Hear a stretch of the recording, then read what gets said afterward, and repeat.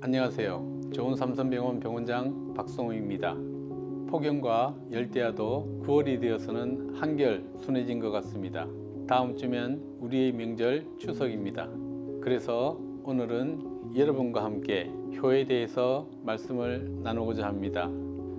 효라는 글자는 아들이 노인을 등에 업은 형상으로 부모를 사랑과 존경으로 잘 섬기는 것입니다.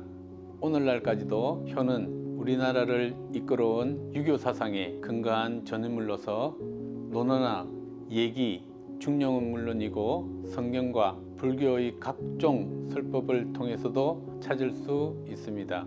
예기를 보면 효의 중요한 조건으로 세 가지를 강조하고 있는데요. 첫째, 부모를 존경하고, 둘째, 부모가 인도하는 가족을 욕되지 않게 하고, 셋째, 부모에게 좋은 음식과 의복 그리고 따뜻한 방을 제공해드려 편안히 모시는 것이라고 하였습니다. 성경에는 출애굽기 20장 12절에 내 부모를 공경하라. 그리하면 너희 하나님과 여호와가 내게 준 땅에서 내 생명이 길리라 하였습니다. 하지만 현대에 이르러 세대 간 가치관의 충돌이 나타나고 효 개념에 대해 세대 간 인식 차이가 존재해서 오늘날 혼인과 자녀 출산 및 양육은 의무가 아니라 선택으로 받아들여지고 있습니다. 통계청 자료에 따르면 2023년 3월 우리나라 총 인구는 5,180만 4,449명이며 그 중에서 1인 가구 비율은 34.5%로서 3분의 1 정도는 혼자 사는 가구인 셈입니다. 이외에도 다문화 가정이나 한부모 가정, 무자녀 가족 등이 이제는 낯선 가족이 아니라 보편화되고 있는 가정이 되었지요. 이러한 현상들이 자연스럽게 생활에 스며들면서 한국인들이 지향하는 가치와 삶의 양식도 변화되고 오랜 세월 지켜왔던 효의 개념도 달라졌고요. 효의 의식과 실천 방법도 크게 변화했다 할 수 있습니다. 21세기를 살아가는 오늘날 현대인들에게 과거 조상들이 지켜온 효의식과 효행을 요구하기는 어렵습니다. 그럼에도 불구하고 효를 유지해야 한다는 기본 생각에는 의견을 제기할 수 없을 것입니다. 과거의 부모는 노후의 삶을 대비하기보다는 자녀를 가르치고 키우는 데 집중한 것은 노후는 자녀들이 알아서 돌보아 줄 것이라는 믿음이 있었기 때문일 것입니다. 그러나 오늘날 부모의 의식도 점차 변화하고 있습니다.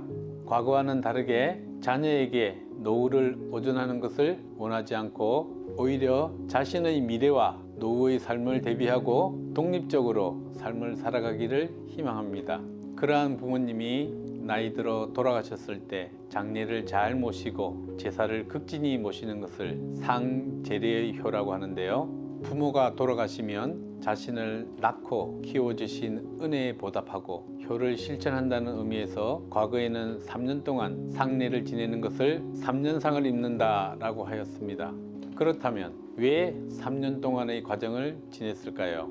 3년상의 의미는 아기가 태어난 후 3년이라는 기간과 일맥상통합니다. 이 시기에 자식에게 주어진 사랑과 보살핌이 가장 깊은 시기이기 때문입니다. 논어에서는 자식은 나서 3년이 되어야만 부모의 품에서 벗어나는 것이니 3년상을 지내는 것은 세상에 공통되는 상례이다 라고 하였습니다. 이렇듯 부모가 자녀를 키우고 고생했던 그 은혜와 공로를 잊지 말자는 의미가 3년상에 담겨 있다 할 것입니다. 약 100년 전 1925년 조선을 찾은 독일의 노르베르트 베버 신부가 기록한 고요한 아침의 나라라는 무성 영화를 보고 있으면 조상의 어른에 대한 감사와 존경 그리고 가족에 대한 책임과 사랑 같은 정신적 가치 외에 아이들의 발이 땅에 닿지 않는 나라라는 것을 강조하고 있는데요. 이는 아이를 엄마가 안고 있으면 할머니가 달래서 아이를 업고 안고 또 할아버지가 달라고 해서 어루만지고 언니와 오빠가 업고 안고 동네 아주머니가 어루만져주고 안고 아이들이 발이 땅에 닿지 않는 나라라는 뜻은 정말 아이를 많이 안아준다는 것입니다.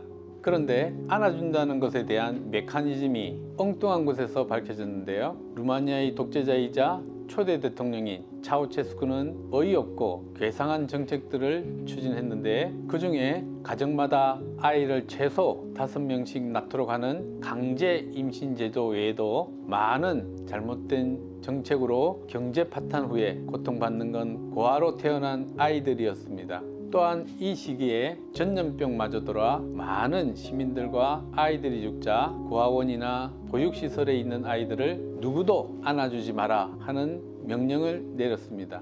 태어나자마자 누구도 안아주지 않고 누구도 만져주지 않는 아이들에게 외상이나 학대의 흔적은 없었으나 몇 년간 고아원이나 보육시설에 있다가 외국으로 입양 간 아이들은 10년, 15년 후 역학조사한 결과 다른 나라와 입양한 아이들과 비교해서 부모와 형제, 자매, 그리고 반려동물에게까지 압도적으로 높은 수치의 유해를 입힌 통계 지표가 나타났다고 합니다. 100년 전 베버 신부가 이 나라는 정말 특별한 나라이고 아이를 참으로 사랑해주는 나라라는 한국인에게 있어서 가장 중요한 효는 무엇일까요? 내 부모님을 만져드리는 겁니다. 손, 발, 어깨 어디든 우리 부모님께서 우리를 기쁜 마음과 정성스러운 마음으로 우리를 만지셨듯이 이제 내 부모님을 내가 만져드릴 때가 되지 않았나 하는 생각이 듭니다. 그래서 우리가 받은 사랑을 오롯이 돌려드리는 효를 9월에는 행동해 보이시지 않으시렵니까? 감사합니다. 즐거운 한가위 되세요.